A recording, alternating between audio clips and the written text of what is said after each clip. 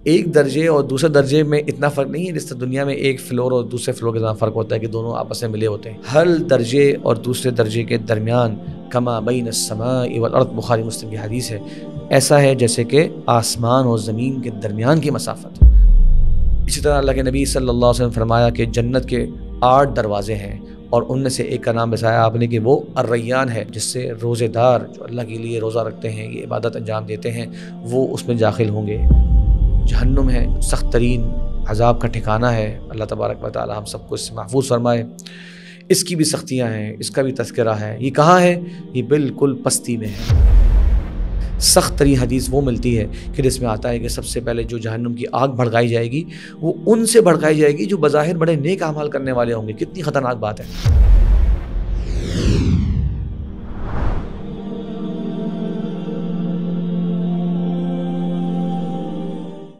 بسم اللہ والحمد للہ والصلاة والسلام علی رسول اللہ وعلی آلہ وصحبہ ومن والا، اما بعد۔ ناظرین کرام، ہمارے پروگرام موت کے بعد کی یہ آخری قسط آپ کے سامنے پیش کر رہے ہیں۔ اب تک ہم نے موت کے بعد سے لے کر جتنے مراحل آنے ہیں کتاب و سنت میں جن کا ذکر ملتا ہے، مختصر طور پہ الحمدللہ آپ کے سامنے پیش کیے۔ اس کے بعد جیسے کہ پچھلے پروگرام میں ہم نے ذکر کیا تھا کہ پھر ہمیشہ ہمیشہ کے 2 عالم ہیں، عالم جنت ہے اور عالم دوزخ۔ تو آج کے پروگرام میں جنت اور جہنم کے بعض تذکرے آپ کے سامنے ذکر کرتے ہیں۔ جنت کے تذکرہ سب سے پہلے کرتے ہیں۔ اللہ کے نبی صلی اللہ علیہ وسلم کی احادیث میں، قرآن مجید کی بے شمار آیات کے اندر جنت کا تذکرہ آیا ہے۔ حقیقت بات تو یہ ہے کہ جنت کا اس چھوٹے سے پروگرام میں تذکرے کا احاطہ کرنا یہ بہت ناممکن بات ہے، اور قرآن مجید پڑھنا ہم سب کا حق ہے، ہم سب کے اوپر لازم بھی ہے۔ تو اس میں جب بھی ہم پڑھتے ہیں تو اللہ تبارک و تعالیٰ نے اپنے مقرب اور ایمان والے بندوں کے لیے جو جو نعمتیں رکھی ہیں اس کا اللہ تبارک و تعالیٰ نے خوب تفصیل سے ذکر فرمایا ہے۔ لیکن چلیں کچھ بنیادی باتیں ذکر کرتے ہیں کہ جنت کہاں ہے۔ جنت اللہ تبارک و تعالیٰ نے 7 آسمانوں کے اوپر رکھی ہے۔ سورہ نجم کے اندر آیت ہے، عند سدرۃ المنتہی عندہا جنت المأویٰ، وہ جگہ جہاں پر جا کر جو ہے تمام کے تمام مخلوقات ٹھہر جاتے ہیں، اور اس جگہ پر اللہ تبارک و تعالیٰ نے جنت کا ٹھکانہ وہاں پر رکھا ہے۔ اس کے بعد جنت کے بارے میں فرمایا کہ یہ اللہ تبارک و تعالیٰ کے عرش کے پاس ہے۔ اس کے بعد اس جنت کے کتنے درجے ہیں؟ حدیث میں آتا ہے کہ اس جنت کے 100 درجے ہیں۔ 100 درجوں کا مطلب آپ یوں سمجھ لیں جس طرح دنیا کے اندر ہم لوگ کہتے ہیں کسی شخص کا گھر جو ہے وہ 2 منزلہ مکان ہے، 3 منزلہ مکان ہے، تو سوچیے کسی کے بارے میں کہا جا رہا ہو کہ اس کا 100 منزلہ مکان ہے۔ ہم کتنی اس کو عظمت کی نگاہ سے دیکھتے ہیں، یا 100 منزلہ بلڈنگ ان کی ہے، جناب یہ 50 منزلہ بلڈنگ ان کی ہے۔ حدیث میں آتا ہے کہ جنت کے 100 درجے ہیں، ایک درجے اور دوسرے درجے میں اتنا فرق نہیں ہے جس طرح دنیا میں ایک فلور اور دوسرے فلور کے درمیان فرق ہوتا ہے کہ دونوں آپس میں ملے ہوتے ہیں۔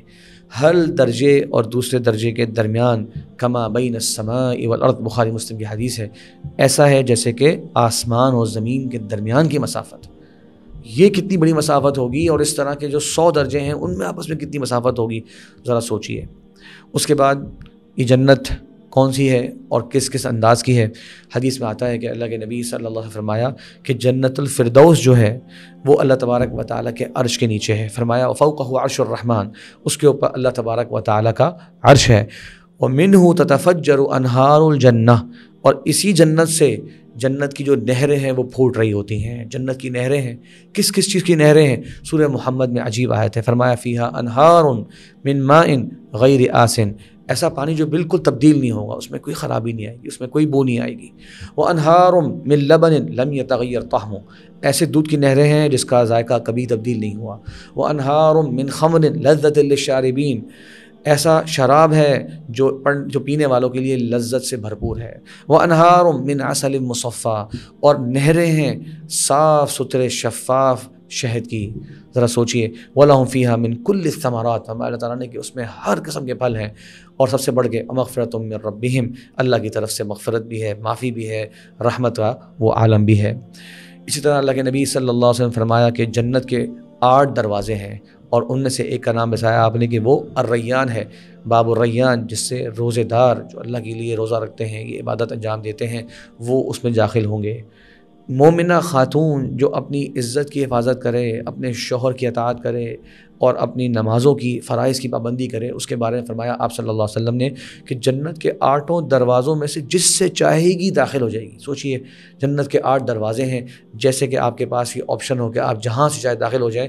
ہر دروازے کا ایک اپنا انداز ہے، ہر دروازے کا الگ نام ہے، ہر دروازے کا ایک الگ جسے کہتے ہیں انداز وہاں پر ہوگا۔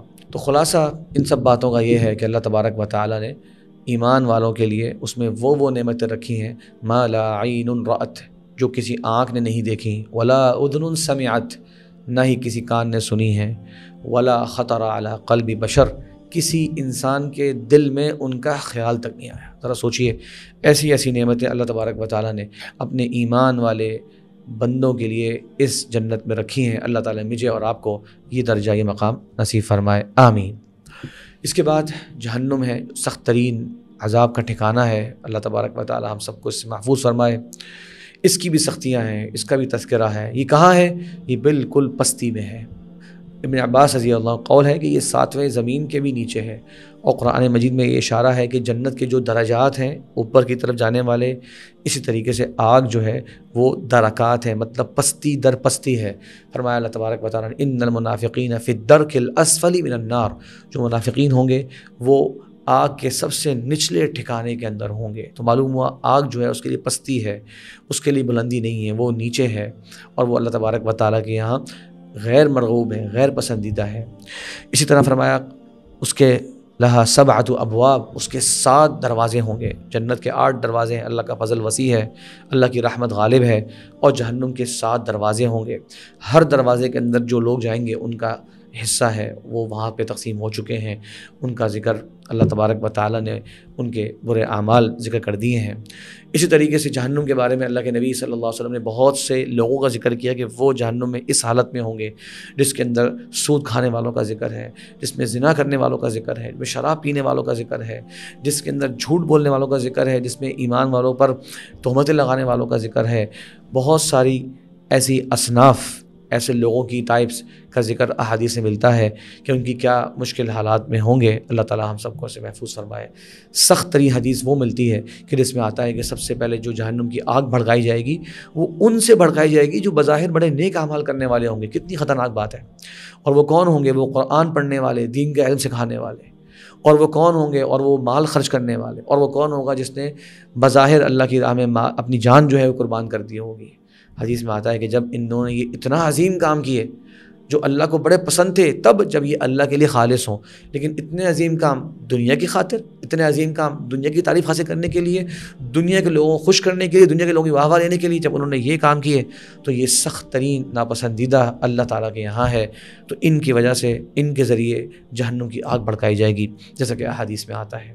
اسی طرح اس جہنم کے بارے میں بہت سخت تذکرے ملتے ہیں کہ اس کے اندر اللہ تبارک و تعالیٰ کے کچھ ایسے فرشتے ہیں جو بالکل رحم نہیں کریں گے، جو بالکل کسی پہ ترس نہیں کھائیں گے، حتیٰ کہ لوگ جو ہے جہنمی وہ آگ کے فرشتے جس کا نام مالک آتا ہے اسے پکاریں گے، وَنَادَوْا يَا مالک لِيَقْضِ عَلَيْنَا رَبُّكَ، ایسا کیجئے، اپنے رب سے کہیے کہ ہمارے اوپر ہمیشہ ہمیشہ کے لیے موت طاری کر دے، ختم کر دے، یہ عذاب بہت ہو گیا، اب ہم سے یہ عذاب برداشت نہیں ہوتا۔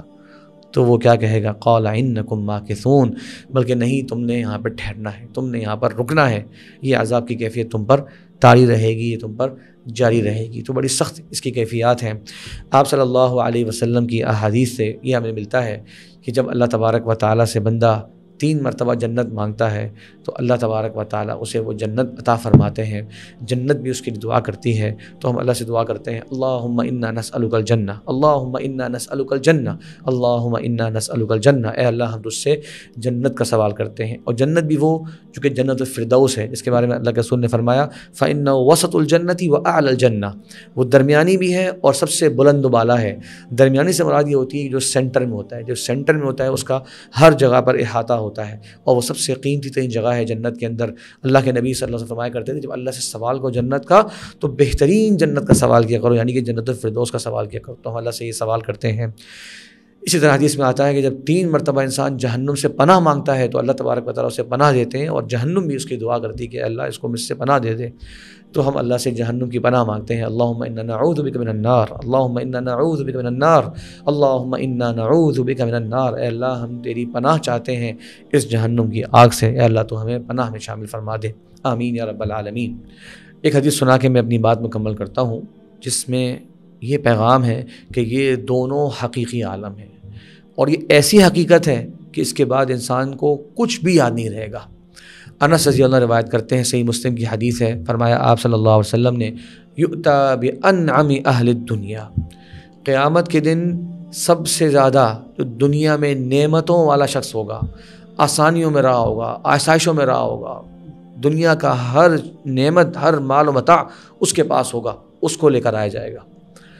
اللہ تبارک و تعالی حکم دیں گے فیسبغ صبغۃ فی النار، تو اس کو آگ کا ایک نظارہ کرایا جائے گا یا تھوڑی دیر کے لیے آگ میں لے جایا جائے گا. صبغہ تھوڑا سا ایک طرح سے جھلک دکھائے جانا یا کچھ دیر کے لیے وہاں پر جانا. جب وہ اس آگ کا نظارہ کر کر واپس آئے گا، اللہ تبارک و تعالیٰ اس سے سوال کریں گے هل رأیت نعیما قط. دیکھیے زندگی کے 60 سال 70 سال دنیا کا سب سے بڑا وہ آسانیوں والا انسان تھا، جیسے آج ہمارے زمانے میں کہتے ہیں جناب یہ بلینئر ہے، یہ جو ہے وہ اس کے پاس تو ارب پتی انسان ہے، دنیا کے جناب 10 سب سے زیادہ امیر ترین لوگوں میں مثال کے طور پہ یہ آتا ہے، کیا کچھ نہیں ہے اس کے پاس. اللہ تعالیٰ سے سوال کریں گے هل رأیت نعیما قط، کیا تم نے زندگی میں کبھی بھی کوئی نعمت دیکھی؟ وہ اس وقت جواب دے گا لا واللہ یا رب، نہیں تیری قسم میں نے کبھی کوئی نعمت دیکھی نہیں. 70-80 سال کی جو نعمتیں دنیا کی تھیں وہ ایک جھلک سے ساری کی ساری بھول جائیں گی. ذرا سوچیے کتنی بڑی حقیقت ہے اور کتنی پرتاثیر ہے. اور جہنم کی آگ دنیا کی آگ کے مقابلے میں 70 گنا زیادہ سخت ہے. یہ دنیا کی آگ جو مجھ سے اور آپ سے ایک لمحے کے لیے برداشت نہیں ہوتی، ایک سیکنڈ کے لیے برداشت نہیں ہوتی، یہ صرف اور صرف ایک حصہ ہے قیامت کی آگ کے 70 حصوں میں سے، یعنی 69 ٹائمز زیادہ وہ آگ سخت ہوگی اور زیادہ دہکتی ہوئی آگ ہوگی. اللہ تعالیٰ ہم سب کو محفوظ فرمائے.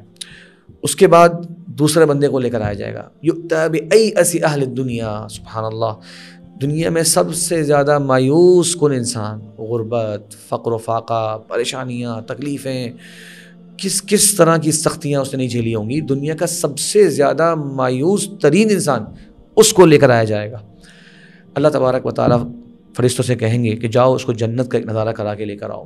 فیسبغ صبغۃ فی الجنہ، بالکل اسی طریقے سے ایک جھلک یا تھوڑی دیر کے لیے اسے جنت میں لے کر جایا جائے گا، صرف تھوڑی دیر کے لیے. پھر اللہ تعالیٰ بلوائیں گے اور اسے کہیں گے هل رأیت بؤسا قط، کیا کبھی تم نے سختی تکلیف دیکھی؟ تو وہ اللہ کو جواب دے گا لا واللہ یا رب ما رأیت بؤسا قط، نہیں میرے رب تیری قسم میں نے آج تک کوئی تکلیف دیکھی نہیں. دنیا کی 70-80 سال کی تکلیفیں ایک جنت کی جھلک سے وہ بھول چکا ہوگا، گویا وہ وقت اس کے پاس گزرا ہی نہیں، کبھی دیکھا ہی نہیں اس نے.